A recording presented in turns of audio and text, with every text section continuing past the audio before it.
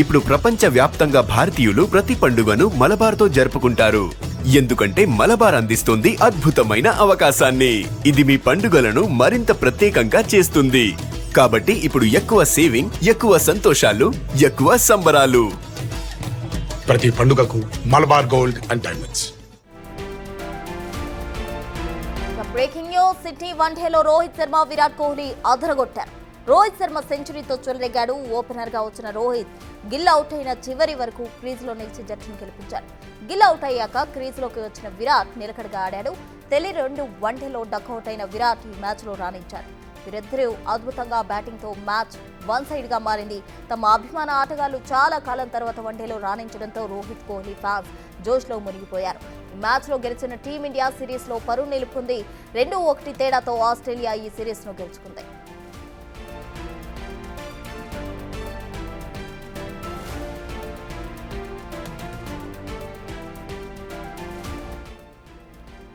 Sydney వన్డేలో రోహిత్ శర్మ, విరాట్ కోహ్లీ అదరగొట్టారు. రోహిత్ శర్మ సెంచరీతో చెలరేగాడు. అటు ఓపెనర్ గా వచ్చిన రోహిత్ గిల్ అవుట్ అయిన చివరి వరకు క్రీజులో నిలిచి జట్టును గెలిపించాడు. గిల్ అవుట్ అయ్యాక క్రీజులోకి వచ్చిన విరాట్ నిలకడగా ఆడాడు. అయితే తొలి 2 వన్డేల్లో కూడా డక్అవుట్ అయిన విరాట్ ఈ మ్యాచ్ లో రాణించడం జరిగింది. వీరిద్దరూ అద్భుతంగా తమ బ్యాటింగ్ ను నిరూపించుకున్నారు. వీరిద్దరి అద్భుత బ్యాటింగ్ తోటి మ్యాచ్ వన్ సైడ్ గా మారింది. తమ అభిమాన ఆటగాళ్లు చాలా కాలం తర్వాత వన్డేలో రాణించడంతో అటు రోహిత్ కావచ్చు, కోహ్లీ ఫ్యాన్స్ కావచ్చు జోష్ లో మునిగి తేలుతూ ఉన్నారు. ఈ మ్యాచ్ లో గెలిచిన టీమిండియా సిరీస్ లో పరువు నిలుపుకున్నట్టు కూడా మనకు అర్థమవుతోంది. 2-1 తేడాతో ఆస్ట్రేలియా ఈ సిరీస్ ను గెలుచుకుంది.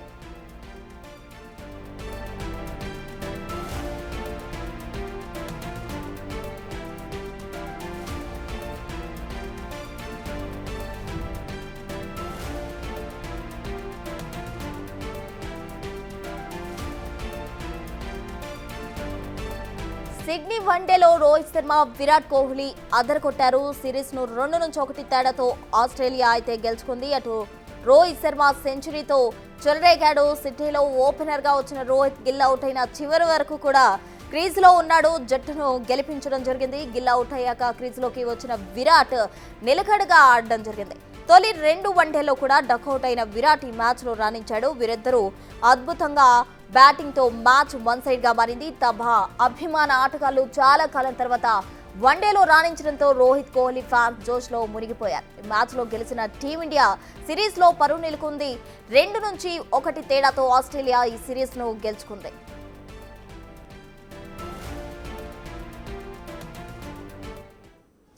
సిడ్నీ వన్డేలో రోహిత్ శర్మ, విరాట్ కోహ్లీ అదరగొట్టారు. దీనికి సంబంధించి బిగ్ టీవీతో మాట్లాడేందుకు స్పోర్ట్స్ అనలిస్ట్ సుధీర్ సిద్ధంగా ఉన్నారు. నమస్తే సుధీర్ గారు.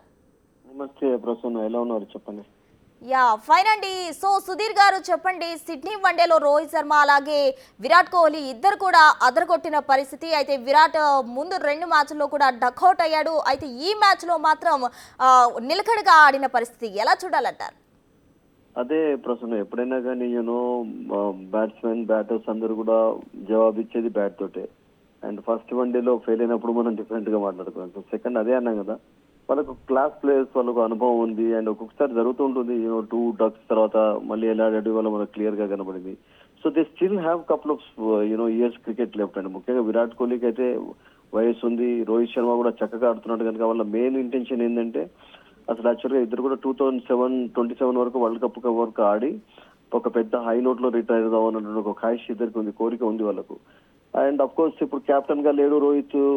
It's okay, no problem, it happens. ఒకసారి ఒకళ్ళు కెప్టెన్ గా ఉంటారు, ఒకసారి ఒకళ్ళు కెప్టెన్. ఎందుకంటే బీసీసీఐ ప్రణాళిక ప్రకారం వాళ్ళు అన్ని కూడా యాక్సెప్ట్ చేయాల్సిందే. యంగ్స్టర్ కెప్టెన్ గా చేశారు Shubman Gill. Shubman Gill has not played well. Actually చూడండి, మొత్తం సిరీస్ లో ఫెయిల్ అయిపోయినాడు, రియల్ గా చెప్పానండి. బట్ ఈ రోజు రియల్ గా మంచి ఇన్నింగ్స్ ఆడారు ఇద్దరు కూడా. Experience is the best tutor అని చెప్పి మరొకసారి వాళ్ళు నిరూపించారు. ఏజ్ అనేది ఒక నెంబర్ అని చెప్పి వాళ్ళు బ్యాట్ తోటి జవాబు ఇచ్చారు వాళ్ళు. అండ్ అందుకని మనం వెయిట్ చేయాలి. బికాస్ ఇప్పుడు రిటైర్మెంట్ అనేది మనం వాళ్ళకు వదిలేయాలి. వాళ్ళేం మామూలు ప్లేయర్స్ కాదు, క్లాస్ ప్లేయర్స్. వాళ్ళు చాలా రోజులు ఆడారు, కెప్టెన్ గా ఉన్నారు, విక్టరీ సాధించి పెడుతూ వచ్చారు.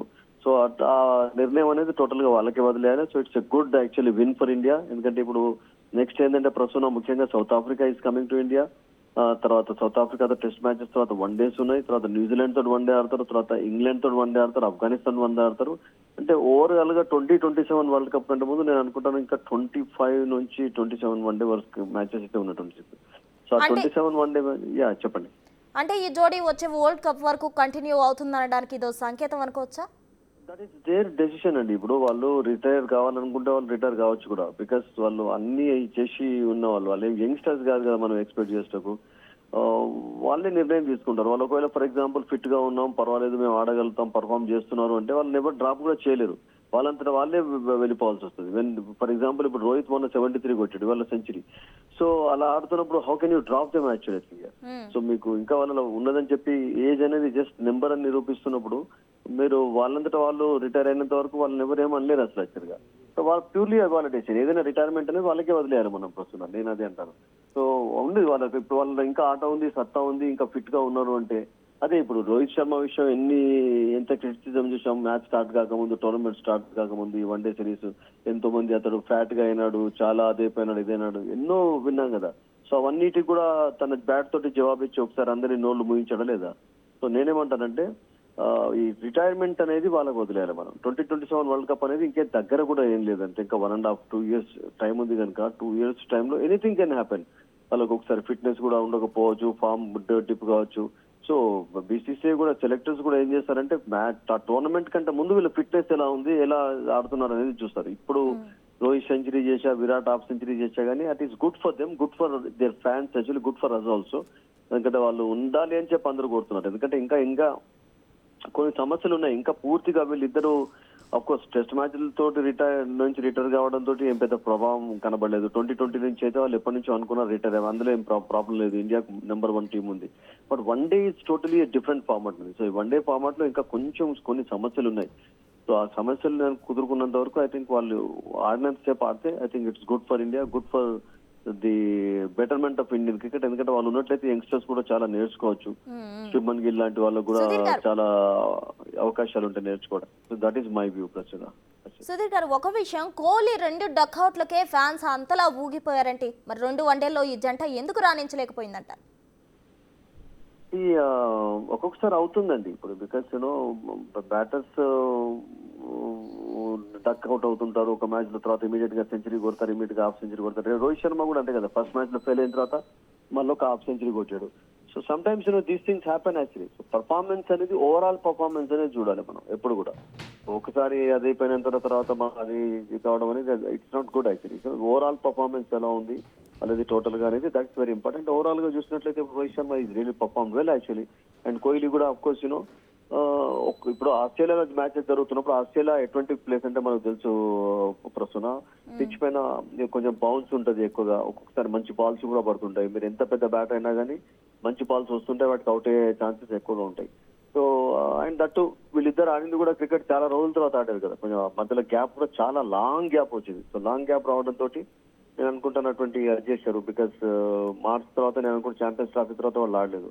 So but still they have some cricket అనేది మాత్రం నిరూపించారు. వాళ్ళలో ఇంకా కొంచెం క్రికెట్ ఉంది, ఫిట్ గా ఉన్నారు, మేము ఆడగలుగుతాం.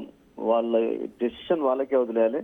అండ్ రిటైర్ అయిపోయిన తర్వాత కూడా ఏం ప్రాబ్లం అంతా ఉంటది అన్న సమస్య కూడా మీరు అడగొచ్చు. అంటే సుధీర్ గారు, ఇక్కడ ఒకటి రోకో జంట రిటైర్ అయిపోతుంది అని వస్తున్న కామెంట్స్ కు ఇక చెక్ పడ్డట్టే అనుకోవచ్చు అంటారా?